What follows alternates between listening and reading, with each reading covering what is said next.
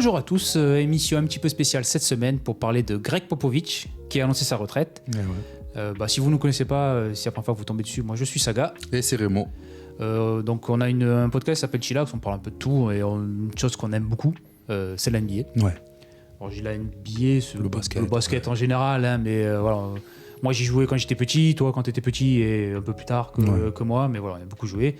Et on a commencé vraiment le basket début 2000, on va dire. Ouais, c'est ça.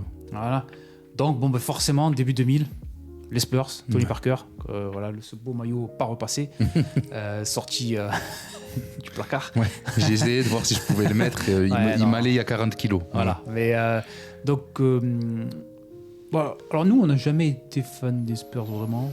Non, surtout quand nous on était fans des Lakers. Voilà, donc, parce que s'il y avait les Spurs en finale, c'est-à-dire qu'il n'y avait pas les Lakers. Ouais. Donc c'était un problème. Ouais, c'était un peu les ennemis, les gros ennemis. Ouais, c'était les grosses équipes de l'époque. Mais quand même, on peut pas nier que c'était la grosse équipe du début des années 2000. Oui. Et même des débuts des années 2010 au final, ouais. Oui, parce que c'est vrai qu'ils ont gagné. Ils ont gagné le premier titre en 99. C'est ça. Le lockout. En fait, Popovich, du coup, il prend ses fonctions en décembre 96. Ouais, ça, décembre 96. Donc, il aura fait 29 saisons. Et champion en 99, en 2003, en 2005, en 2007 et en 2014. C'est vrai qu'il a gagné tous les 2 ans. Ouais. Et les Pistons qui. Ouais, c'est ça. Oui, c'est vrai. Donc c'est un des, je crois qu'il a un des plus grands nombres de victoires. En saison régulière, c'est le plus grand nombre de victoires. Je crois que j'ai le chiffre. Non, je l'ai plus. Mais c'est plus de 1000 victoires, plus de 1400 victoires, je crois, ou un truc comme ça. Ouais, voilà, c'est un pourcentage de victoires. Alors qui a baissé sur les dernières années. Ouais, parce que là, sur les 6 dernières saisons, ils font pas les playoffs. Mais c'est un pourcentage de victoires qui était très élevé. Donc sur ces 29 saisons, c'est quand même 22 fois à plus de 50% de victoires. Ouais. Donc à chaque fois en playoff, donc 22 fois en playoff. Après en playoff, en plus de ça, il a le deuxième plus haut total après Phil Jackson de matchs coachés. Okay. Le troisième plus haut total de matchs gagnés en playoff derrière Phil Jackson et Pat Riley. Donc voilà, tu vois, ça classe quand même, mec. Oui, c'est Mont Rushmore des entraîneurs NBA. Oui. Même des entraîneurs de basket américains, on va dire. Ouais. T'as lui, t'as Phil Jackson, Pat Riley. Coach K en universitaire. Ouais, voilà, tu t'as à l'ancienne, comment il s'appelait, putain merde. Celui de Détroit dans des Bad Boys, là, j'ai Chuck Daly, voilà. Chuck Daly, tu vois, c'est comme ça, Don Nelson, voilà. Mais tu vois, il est avec ces gars-là, voire même au-dessus de certains, tu vois. Il a aussi, il a 5 titres de champion. C'est ça. Donc j'ai vu qu'il a écrit 3 titres de coach de l'année. Ouais, c'est ça. Attends, les dates, c'est 2003, 2012, 2014. Champion olympique aussi. Ouais. Alors il était pas coach, je crois qu'il était assistant, non? Il était coach. En 2021, quand KG à Tokyo, il nous fait la chanson en finale, c'est lui le coach. C'est le coach, d'accord. Voilà, c'est un des plus grands coachs de tous les temps. Et là, il a annoncé il y a un mois environ. Il y a un mois, il a été évacué d'un restaurant. Ouais, voilà. En fait, c'est pas la première fois qu'il a un problème. Voilà, il avait déjà eu des petits problèmes, tout ça. C'est cardiaque ou c'est... Ouais, c'est un petit AVC, je crois. Okay. Enfin, un AVC. Et donc, en début de saison, il avait dû, en gros, se mettre sur le côté parce qu'il avait déjà eu un problème. Et là, en avril, à San Antonio, dans un restaurant, il y a eu une personne âgée qui a fait une attaque. Et donc, on a appris que c'était Popovich. Et là, il y a quelques jours, il a annoncé qu'il ne serait plus coach des Spurs, mais il reste, je crois, en tant que président des opérations basket, ou en tout cas, il va mais il sera plus bord de terrain. Non. Oui, parce que il est vieux. Je crois qu'il a 76 ans, il me semble. Je sais pas l'âge, c'est plus de 70 ans, c'est sûr. Je crois que c'est 76, et donc 29 saisons NBA, je pense que tu prends l'âge, il fait x2, je pense, entre tous les voyages, 60, le stress, tout ça, c'est... Ouais. Donc voilà, mais donc on s'attendait à ce que la retraite arrive. C'est juste dommage qu'il puisse pas la prendre comme vraiment lui il veut. Oui, genre en fin de saison j'arrête. Ouais, voilà. Mais alors est-ce que les Spurs, le premier match de la prochaine saison, s'il en est capable, il sera sur le. Ouais, voilà, tu vois, ce sera vraiment son dernier. Et comme les mecs qui signent un contrat d'un jour là. Ouais, voilà. Ouais. Donc faudra voir. Mais ouais, lui, il fait partie des légendes. Alors que, tu vois, comme certains coachs, ça n'a pas été un grand joueur. Il a fait son université, je crois que c'est à la Air Force. C'est... En basket, non, mais en foot, ça va. Ouais, voilà, tu vois, c'est pas commun. Ouais. Et, mais oui, en tant que coach, c'est l'un des meilleurs. Oui. Je veux dire, il a, en plus de ça, les Spurs, on a souvent dit, quand nous, on était petits, que c'était un basket chiant, tout ça, que ça mettait les barbelés, c'était tout ça. Et c'était un peu trop scolaire. Là. Ouais, voilà. Et quand ils vont gagner en 2014, c'est peut-être l'un des plus beaux jeux collectifs qu'on a vu de l'histoire de la NBA. C'est ça aussi, c'est que sur ces 30 ans, il a tellement réussi à se réinventer et tout ça. Que c'était un coach qui s'inspirait beaucoup de l'Europe. Ouais. Et qui a aussi jamais hésité à donner de la chance à des joueurs européens. C'est ça. Donc c'est pour ça, en fait, San Antonio Spurs, c'est aussi très connoté français, forcément. Oui, nous c'est sûr qu'on a une mais c'est quand même assez européen. Ouais. C'est très... voilà, en plus, il y a Wemby qui arrive. Donc après Tony P, il y a eu Wemby. Donc forcément, on connaît. Mais il s'est beaucoup inspiré d'un coach d'Euroleague, un coach européen qui s'appelle Sasa Obradovic. Et tu vois les similitudes des fois entre les deux. Bon, Sasa Obradovic, c'est coach européen. Oui, donc, voilà. lui, s'il faut dire fuck you à un joueur, et voilà. Mais ça, c'est ça. Je crois que c'est vers là-bas. Donc c'est beaucoup plus dur. Mais Popovic aussi, il a souvent été réputé comme un coach très dur avec ses joueurs. Ouais, voilà, avec Parker. Ça a été dur. Au début, quand il est arrivé, c'était pas facile. Hein.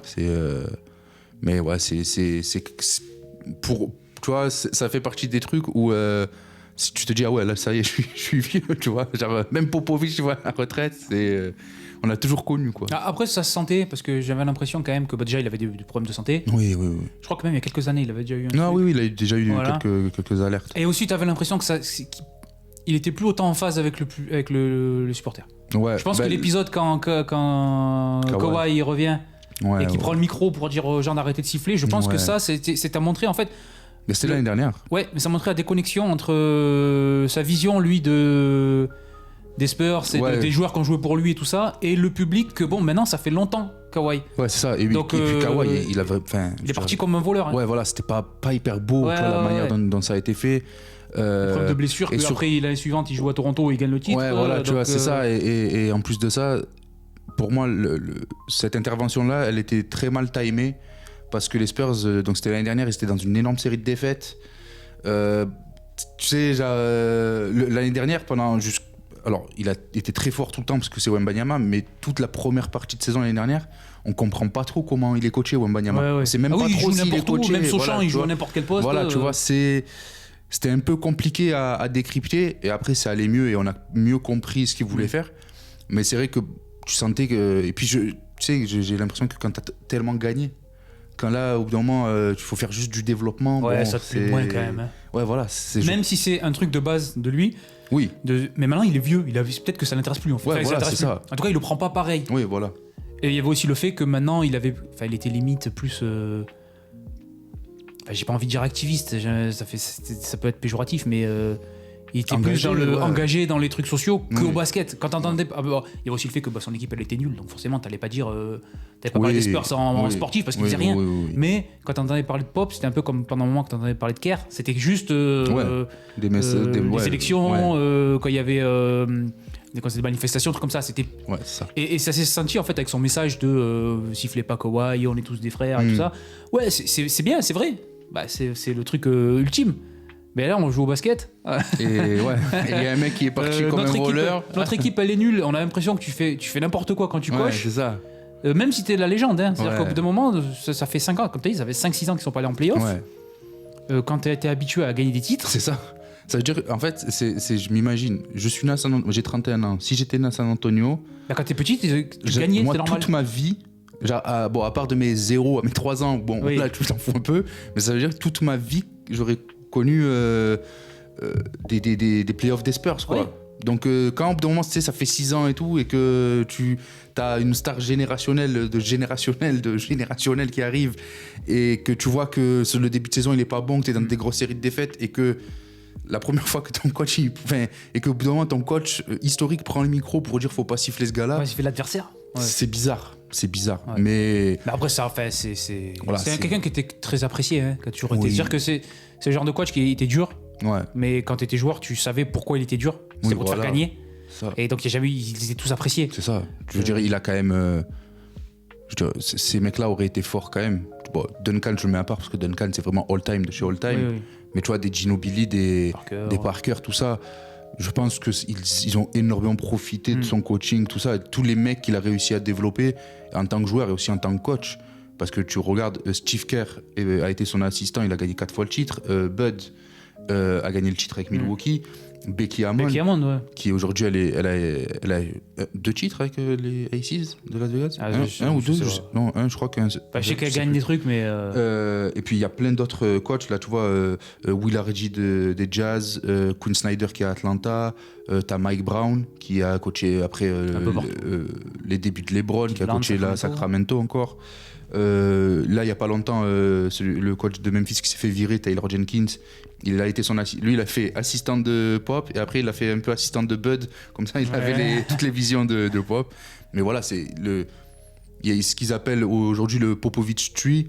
Genre aujourd'hui en NBA, t'as l'impression que 50% des coachs, au bout d'un moment, ils sont passés par l'organisation Spurs parce que. C'est un peu l'équivalent pour le football américain, c'est un peu l'équivalent de Nick Saban, c'est le coach d'Alabama. Ouais.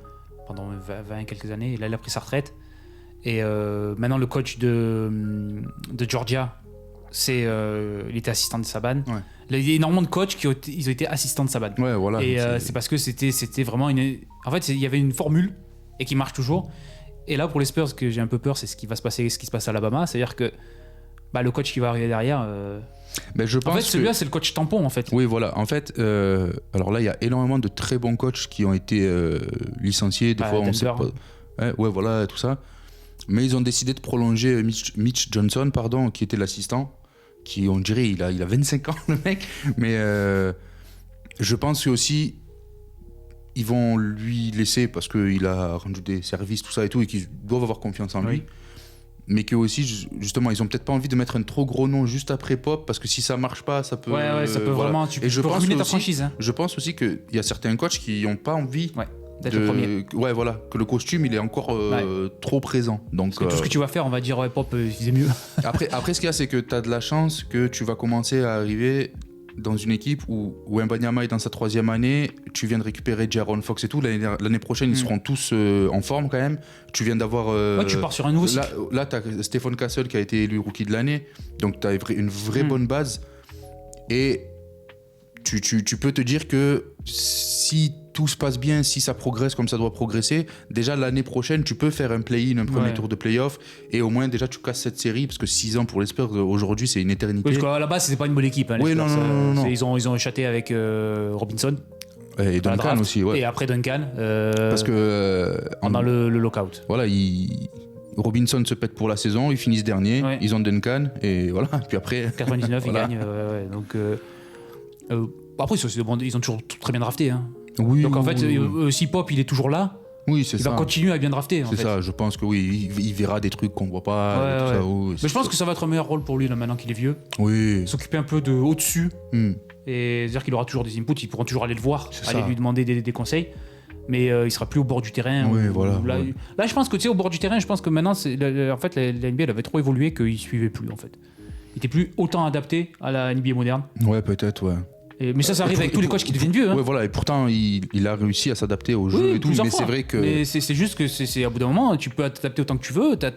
Tu le vois, quand tu deviens de plus en plus vieux, t'as quand même des idées où c'est plus dur de les changer. Hein. Avec potentiellement, pareil, un des mecs avec qui il se tape pour être le meilleur coach de tous les temps, Phil Jackson, sur la fin. Quand il essayait corps et âme de faire son triangle avec les Knicks de Melo, c'était compliqué à regarder. Mais c'est pour ça. Donc. Après, c'est dommage que ça se finisse comme ça. En fait, c'est ça. En fait, ce qui est bien, c'est que ça s'est pas fini. C'est-à-dire, comme il est toujours là, il sera toujours aux Spurs, en fait. C'est pas genre il s'arrête et puis il prend sa retraite et on le voit plus. Il est toujours dans l'organisation, donc il sera toujours là au stade. Tu vois. Puis bon, il vaut mieux. Enfin, vaut mieux. Oui, plutôt qu'il meurt sur le terrain. C'est ça. C'est qu'au bout d'un moment. Ça aurait été bien qu'il fasse 30. Saison. Mais en fait c'est ça, je pense que dans un coin de sa tête ça a été, tu vois, qu'il fasse 30 saisons, et surtout qu'en plus de ça, en termes de victoires en play-off, si j'ai bien regardé, il me semble qu'il a 170 victoires, il est 3ème, et Pat Riley qui est 2ème en a 171. Donc tu pouvais essayer de te dire vas-y je vais essayer d'aller chercher, tu vois, mais bon c'est... Mais voilà, c'était juste une petite vidéo rapide pour dire merci Pop, hein, parce que franchement c'était... Ça repopularisé le basket en France. Ouais, aussi. Ça veut dire que on suivait Tony Parker. Enfin, c'est ça, c'est que. Si vous étiez là au début des années 2000, dès qu'il y avait un magazine, dès qu'il y avait un truc, on parlait de Tony Parker. Il y avait des matchs des Spurs en fait. Les matchs des Spurs à la télé. Avant qu'il y ait Tony Parker, je ne voyais pas l'intérêt. Mais il y a eu la finale au JO 2000 qui était un peu inespérée, comme ça on ne s'y attendait pas, tout ça. Et puis après, l'arrivée de Parker, ça a vraiment créé... monter. Donc voilà, c'est pour ça il y a quand même une relation entre la France, on va dire en général, l'Europe au sens plus large, et Pop, que c'est un peu le mec qui nous a fait redécouvrir le basket. Si tu étais trop jeune pour avoir découvert avec Jordan et tout ça, c'est là que tu as commencé à suivre le basket. D'ailleurs, ça nous faudra peut-être qu'on fasse une émission. Tous les mecs qu'on a vu, nous, qu'on avait les maillots, maintenant ils sont à retraite. Quoi. Ouais, c'est vrai. J'ai un maillot de LeBron. Il y a que LeBron. J'ai un maillot de LeBron, premières années de Cleveland. Voilà, je pense que bientôt c'est le dernier. Fini, mais voilà, on voulait dire merci Pop. Ouais. Profite bien d'être plus au bord du terrain, peut-être d'avoir un rythme de vie un peu plus tranquille. Ouais. Va boire du bon vin. Voilà, il adore ça. Va chez Tony P dans son ranch là, de 1000 hectares. Et voilà. Donc c'est tout pour nous pour le basket. Si vous voulez continuer à nous suivre sur Chillax, on se retrouve samedi 10h pour parler d'Astérix, le combat des chefs de Netflix. Allez, passez une bonne semaine. Allez, ciao.